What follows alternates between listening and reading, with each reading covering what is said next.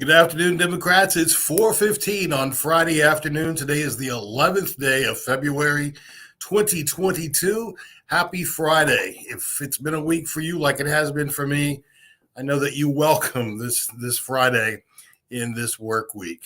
Well, obviously, Alicia Andrews is not with us today, and I want to tell you why. Alicia is on the executive committee of ASDC, which is the Association of State Democratic Committees.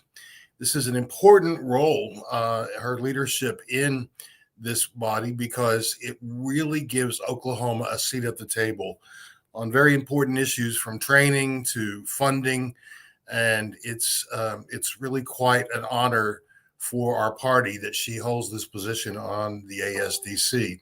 In addition, she's also co-chairing the training committee, which really helps to shape parties around the country. So we're excited for her involvement there. It means more work on her part, but obviously she never shies away from those things that are important to the party. Well, if you saw a promo piece earlier in the day for this broadcast, you'll know that we were talking about our guest Sage Mauldin, who was going to be discussing a bill which, frankly, I think is criminal, which would enshrine conversion therapy or so-called change therapy in our state law.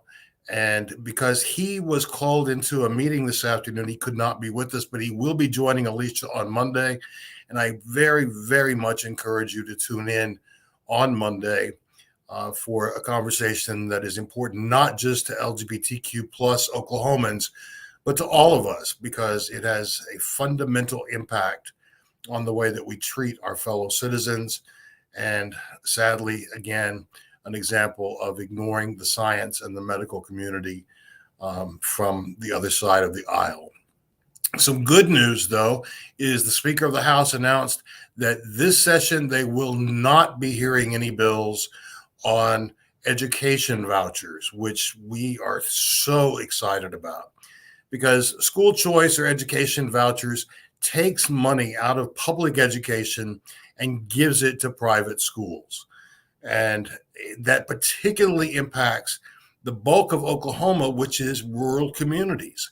It would absolutely devastate smaller school districts in our state. So we applaud the fact that it will not be heard this session at all. So that's very, very, very good news for Oklahoma's school children, parents, and frankly, all of us, because it means that we can concentrate on bettering our public education without lining the coffers of private schools. So that's good news. Well, I said our guest couldn't be with us today, but we do have another guest that I'm very happy could be with us today. He is the field director for the Oklahoma Democratic Party, and I'm happy to welcome to this broadcast Eric Smith. Eric, welcome. I'm glad you could join us today. Yeah, thanks for having me on today.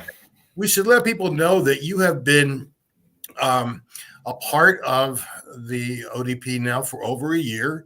All of last year, you functioned as our development director and did a great job for us in development. And effective February 1st, you became our field director. And field is something you know a thing or two about because you've done some great work in the field. And I know that that's where your passion lies. And frankly, you also understand the importance of fundraising and how field and fundraising and communications all go together. But you've got an event that is coming up very soon on 2/22/22. And would you tell us about that? Yeah, absolutely. So speaking of everything coming together, so we have a number of elections this year. 2022 is obviously a big year for us in November, but there are a few opportunities to vote leading up to that November election. This next one is on April 5th. So I want to start this election cycle off right with some wins around the country. Around the state rather. So we have school board campaigns going on right now across the state, some really competitive ones. So we as a party want to support those local candidates and campaigns. So we're going to be hosting a phone bank / text bank to defend our public schools. That's going to be Tuesday, February 22nd 2/22/22. We have 2 different shifts available, 4 to 6 p.m. or 6 to 8 p.m. And we're going to be gathering together on Zoom from across the state to make phone calls or send text messages from home. And we're going to be talking to highly supportive Democrats. Even the most supportive Democrats might not know that there are some really important local elections happening in their communities. So we know that the other side is fielding extremist candidates for school board across the country, and Oklahoma is no different. It's really part of their coordinated effort to rile up their base. It has nothing to do with them being interested in supporting public ed, and everything to do with dismantling public education and also providing a platform for them to lie, basically, in order to inflame their base for the election year. So we're counteracting that. So we're going to be calling our most loyal supporters in districts where we have competitive school board races. So Tulsa, Edmond, Oklahoma City, Norman, those are some examples of places where we have really competitive races going on, where the other side, the candidate is scary and is, they're saying everything that you would expect them to. But we also have a great candidate who is running against them. So we want to support all of those candidates across the state. Yesterday, Alicia talked about the RNC not as the Republican National Convention, but instead as the Republican National Chaos. And we're certainly seeing that here in Oklahoma. It is filtered down to the school board level. You mentioned Edmond is one of the cities that has a competitive race for school board, and frankly, one of the candidates scares the living crap out of me. This woman is very, very frightening with the things that she said. Hardcore right wing, and the fact that she got so many votes in Edmond is very disconcerting. So this is a great program, and I'm glad that you're doing it, because now's the time. We're talking about elections really all the way through this year, because we've got primaries coming up. We've got so many things. But why school boards? What is it about local municipal elections like this? Why should we be concerned, Eric? Yeah, so if Republicans are successful in electing these extremist candidates who want to, peddle this false narrative that, critical race theory is something that's taught in the schools, that, teachers are forcing students to report on inappropriate books, these lies that they're pushing. If they're successful in electing those candidates, that does make it harder for our candidates up the ballot later on in the year. Our legislators who we need to defend, districts where we have opportunities to flip from red to blue. If these school boards have a mouthpiece for that extremism and these lies, then they can amplify that message and keep their base really engaged and riled up, and really distract us from the business of supporting our public schools. That's really what it comes down to. And that's a critical piece, as we've talked so many times. Not just you and I, but Alicia's talked about this. I've talked about it on the Hamilton Report. It is at the local level where so often people don't turn out to vote, but they should, because they are voting for or against people who live in their community, people that shop in the same stores, people that drive the same roads, people who send their kids to the same schools. So it doesn't get any more foundational than at the local level. Yeah, and like you said, there is often a lower turnout in some of these local races, which makes it entirely a turnout game. Whichever side can contact their supporters and remind them to vote and keep them engaged in the election, that's the side who wins. And oftentimes these seats, school board, city council, so forth, these can be decided by just a handful of votes. Exactly. So that's why this effort is so important. Now, let me ask you this. How do people become involved in this particular day of action? So in this particular day of action, we do have an RSVP link. If you sign up for okdemocrats.org/volunteer, you will be on our contact list.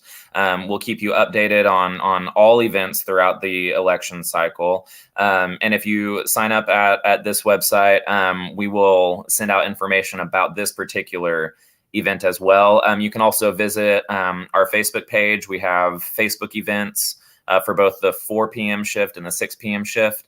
And we'll be, sending out reminder emails, and I'll be following up with each volunteer who signs up. That's great. Let me ask you this: sometimes that first step into volunteering can be a big step for folks because they don't know what to expect. They're a little hesitant. Is this going to be a welcoming event for new volunteers? Yeah, this is, if you're interested in volunteering and you haven't before, this is a perfect first step. So we're going to be calling some of our most supportive and most loyal Democrats in these districts. So the conversations are going to be really, really friendly. It's all, it's informational. Most of the people you talk to are going to be happy to receive the information and, find out about an election that may not be on their radar right now. So yeah, the conversation should be a lot of fun. Okay, well, that's exciting. Beyond this, though, we definitely have a need for volunteers all the time, all year, every year, but especially in an election year. So, give us some thoughts on volunteering in the office or in a county office, or how do people get plugged in? Yeah. So, again, starting at the local level, I do definitely recommend that you hook in with your local party and contact them. But signing up on okdemocrats.org/volunteer, that's going to be a great way to keep up with the events that we have throughout the year. Whether you are volunteering to help out in the office with administrative stuff or answering the phone or anything like that, or if you're volunteering at your local county office, that's great too. We're going to be knocking doors later on this year. We're going to be making phone calls, sending text messages. There's going to be both in-person and remote volunteer options. And so no matter what your circumstances are, if you need to stay at home or if you want to get out and, talk to people face to face, we're going to have those types of opportunities. So signing up on that link is going to be the best way for you to get plugged in. So really what I'm hearing you say is that if you've got a little time or a lot of time, a lot of experience or no experience at all, you'll find a way to get people connected. Is that right? Yeah. And I mean, we have opportunities no matter what day of the week, no matter what time within normal, hours when we can contact voters and not get yelled at. There is always going to be something, and we need your time. We need the energy that you as volunteers provide us. We've got the people power. We've got the message behind us. We have the facts. We just, need to get the message out there and remind our fellow Democrats to get engaged and vote. Okay, Eric, I know that you have had a very busy week, and I appreciate you carving out a little time to talk with us today.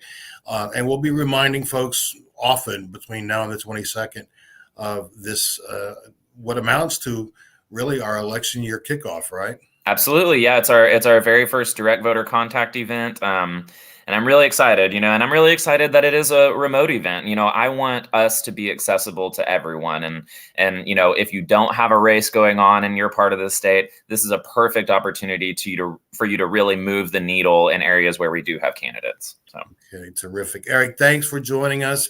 And we'll be looking forward to the 22nd. Sounds good. Thank you. Well, friends, that's it for this live today.